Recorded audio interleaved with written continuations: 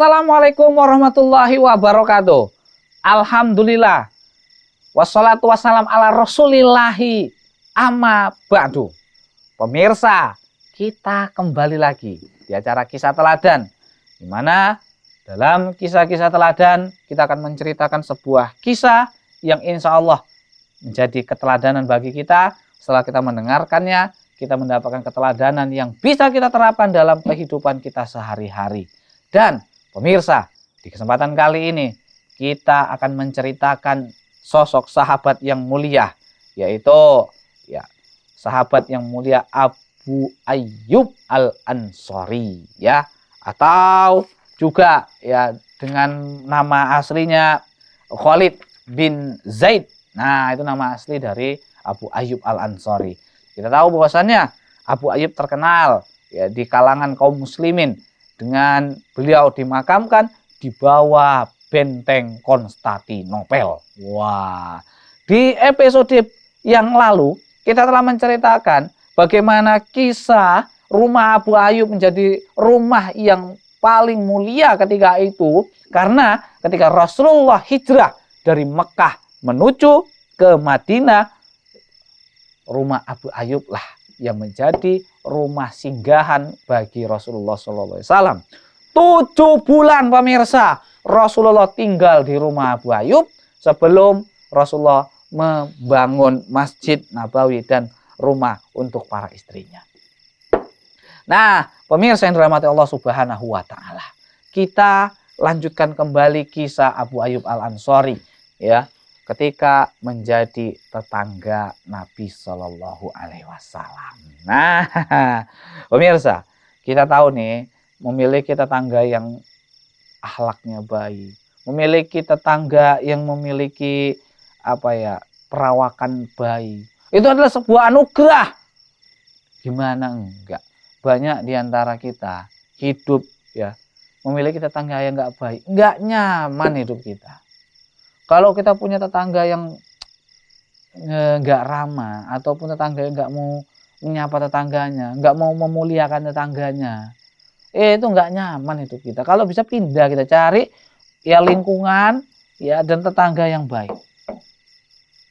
Karena saudara kita banyak, tapi kalau saudara jadi tetangga belum tentu bisa bagus. Tapi kalau kita punya tetangga yang bagus, itu udah kayak saudara sendiri. Ya atau enggak? Ya. Masya Allah. Nah, begitulah pula kehidupan Abu Ayyub Al-Ansari bertetangga dengan Rasulullah SAW. Nah, ceritanya gini nih. Di siang terik nan bolong yang matahari panasnya jetar.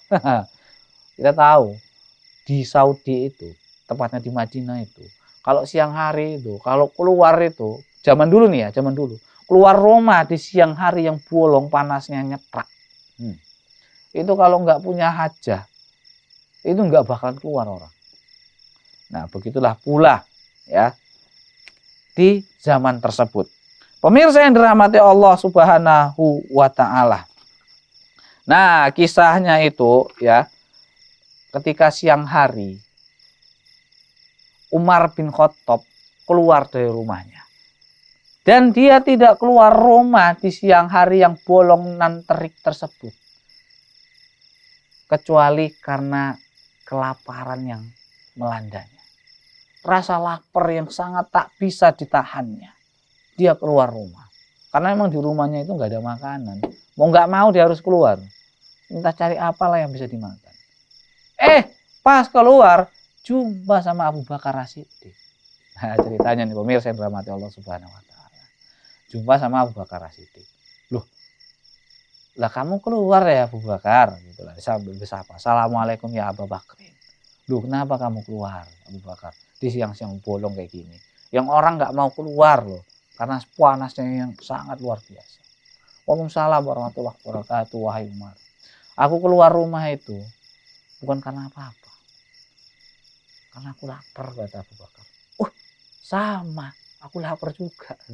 Wah, kok bisa nih kompakan laparnya gitu kan. Masya Allah. Karena di rumah kami berdua nggak ada makanan, jadi gimana kita ini? Pas mau berjalan, yaudah kita ke masjid aja lah. Pas mau jalan ke masjid, berharap nanti jumpa orang gitu kan pas di masjid. jumpa sama Rasulullah yang keluar rumah juga gitu. Pas saling sapa, assalamualaikum, waalaikumsalam. Nah, Abu Bakar, wahai Umar, apa yang menyebabkan kalian berdua ini keluar rumah? Kondisi yang bolong, yang panas kayak gini. Wahai Rasulullah, kami keluar rumah ini karena perut kami lapar. Kemudian, wahai Rasulullah, apa gerangan yang membuat Anda keluar rumah juga nih di siang yang panas seperti ini? Rasulullah tersenyum. Kemudian dia berkata, sama, aku keluar karena lapar. Waduh, tiga orang yang mulia, Rasulullah beserta sahabatnya, ya, yaitu Abu Bakar As-Siddiq dan Umar bin Khattab keluar rumah karena kelaparan. Kemudian Rasulullah pun mengajak para sahabatnya tersebut yang kelaparan, kalau gitu mari kita ke rumah Abu Ayyub aja. Wih, kenapa? Memang udah kebiasaan Rasulullah, kebiasaan dari Abu Ayyub Al-Ansori, ya. Kalau nggak Rasulullah datang ke rumah Abu Ayyub, ya Abu Ayyub yang datang ke rumah Rasulullah untuk mengantarkan makanan ke Rasulullah Shallallahu Alaihi Wasallam. Nah, kali ini Rasulullah lah yang datang bersama dua sahabatnya ke rumah Abu Ayyub, berharap dapat jamuan dari Abu Ayyub. Nah, kemudian nih pemirsa yang dirahmati Allah Subhanahu Wa Taala, diketoklah pintu rumah Abu Ayyub. Assalamualaikum. Assalamualaikum. Kemudian dibukalah pintu oleh istri dari Abu Ayyub Al-Ansori. Waalaikumsalam. Rasulullah dan beserta para sahabatnya, Masya Allah. Loh, kemudian Rasulullah menyapa istri dari Abu Ayyub Al-Ansori. Wahai Ummu Ayyub, di mana Abu Ayyub? Kemudian, Abu Ayyub, kata istri Abu Ayyub, berada di kebun di belakang rumah yang tak jauh dari rumah mereka. Kemudian tak lama kemudian langsung datang Abu Ayyub Al-Ansori karena mendengar suara Rasulullah SAW. Masya Allah. Assalamualaikum wahai Rasulullah dan beserta para sahabatnya. Waalaikumsalam. Loh, Rasulullah tumben datang nih. Padahal nih nggak biasa-biasanya antum datang di waktu-waktu sekarang ini. Wahai Abu Ayyub, sesungguhnya kami kelaparan ini. Makanya kami datang, ya walaupun ini tidak seperti biasanya. Oh, itu biar Rasulullah. Saya akan menyiapkan makanannya nih. Nah, pemirsa yang dirahmati Allah Subhanahu Wa Taala, kira-kira hidangan apakah yang akan disajikan oleh Abu Ayyub Al-Ansori untuk Rasulullah dan sahabat yang mulia Abu Bakar As-Siddiq dan Umar bin Khattab? Insya Allah kita akan lanjutkan ceritanya setelah yang berikut ini.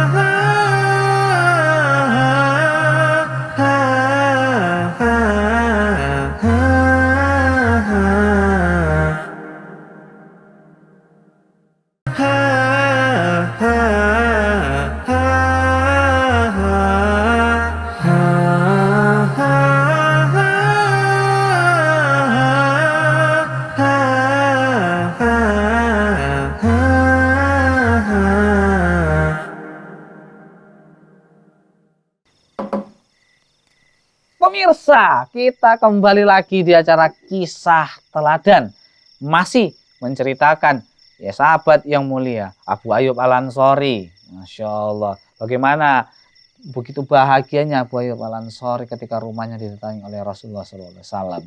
Ceritanya tadi Abu Ayyub ya berada di kebun, kemudian mendengar suara Rasulullah SAW, kemudian dia pun menghampirinya. Ternyata pemirsa yang dirahmati Allah Subhanahu Wa Taala, Rasulullah dan Abu Bakar beserta Umar bin Khattab ya datang ke rumah Abu Ayyub ya karena kelaparan.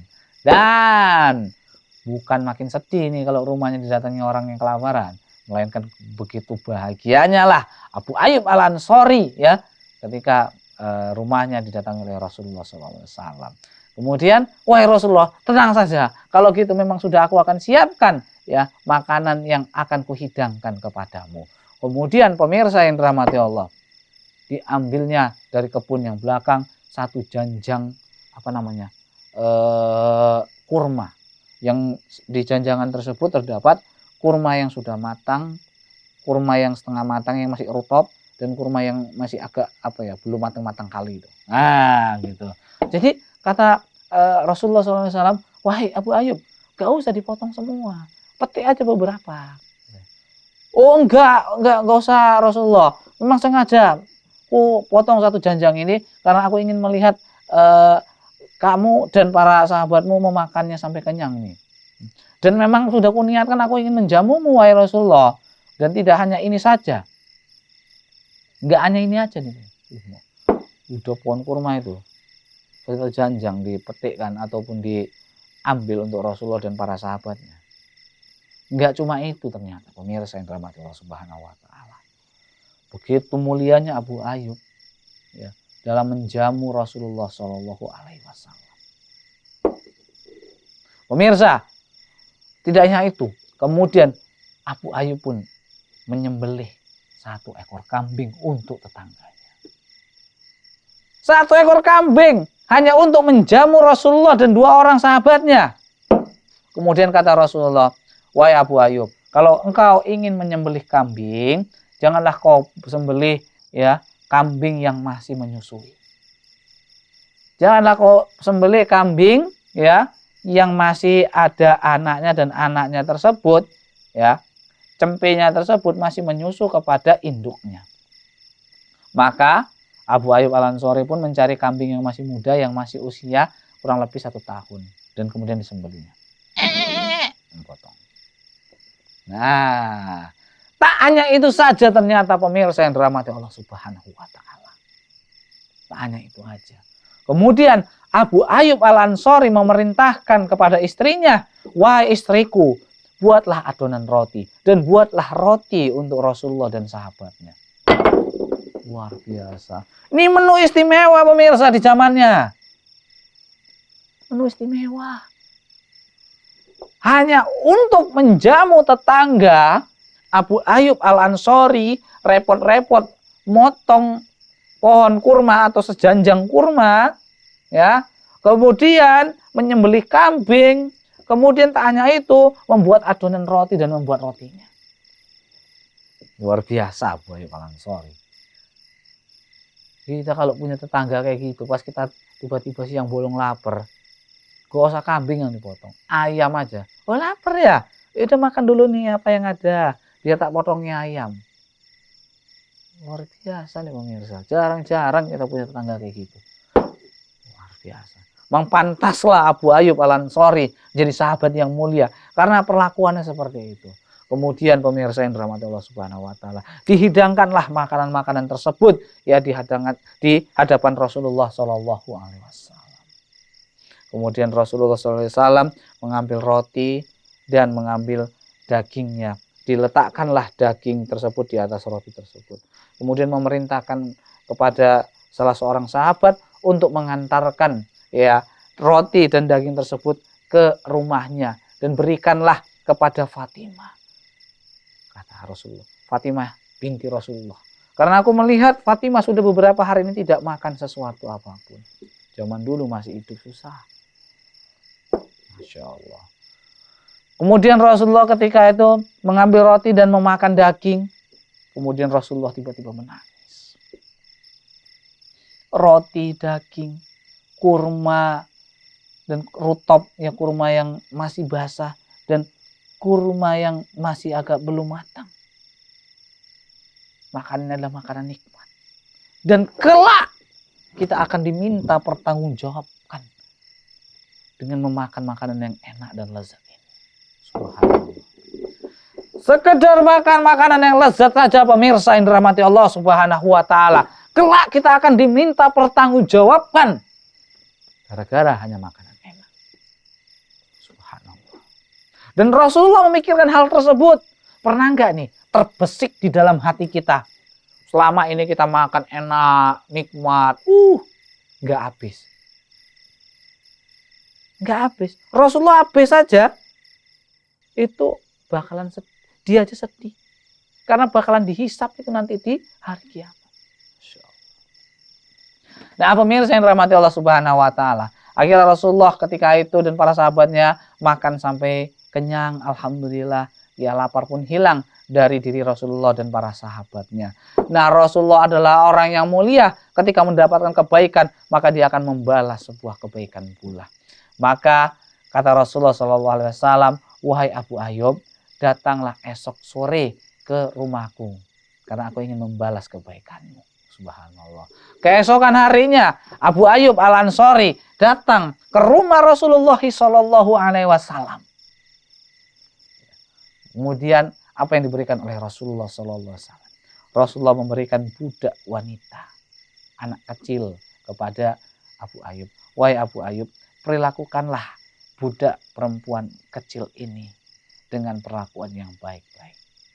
Kemudian Abu Ayyub pun membawa pulang budak hadiah Rasulullah SAW tersebut. Kemudian kata istri dari Abu Ayyub ketika sampai di rumah, wahai Abu Ayyub, siapakah budak wanita ini? Kemudian kata Abu Ayyub, ini adalah hadiah dari Rasulullah SAW dan Rasulullah memerintahkan kita untuk memuliakannya. Bagaimana cara memuliakan, wahai istriku? Kata istri Abu Ayyub Al-Ansari, tidak ada cara memuliakan seorang hamba, tidak ada cara memuliakan seorang hamba kecuali dengan memerdekakannya. Maka ketika itu Abu Ayyub dan Ummu Ayyub memerdekakan budak yang dihadiahkan oleh Rasulullah SAW. Pemirsa yang dirahmati Allah Subhanahu wa taala. Masih ada kisah Abu Ayyub, ya. Kehidupan Abu Ayyub setelah Rasulullah SAW wafat. Bagaimana kisahnya? Insya Allah akan kita kisahkan setelah jeda berikut ini.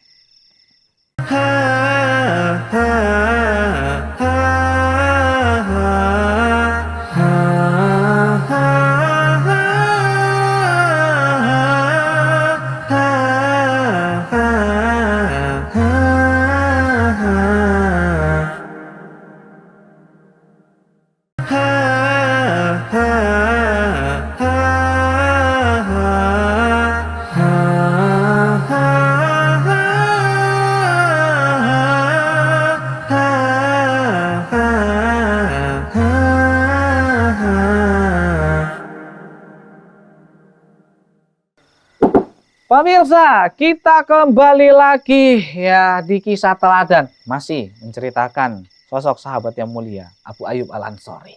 Pemirsa, tadi kita sudah menceritakan bagaimana Abu Ayyub Al-Ansari ya menjamu Rasulullah, dan tentunya Rasulullah adalah orang yang sangat mulia dan tidaklah kebaikan kecuali dibalas dengan kebaikan oleh Rasulullah SAW.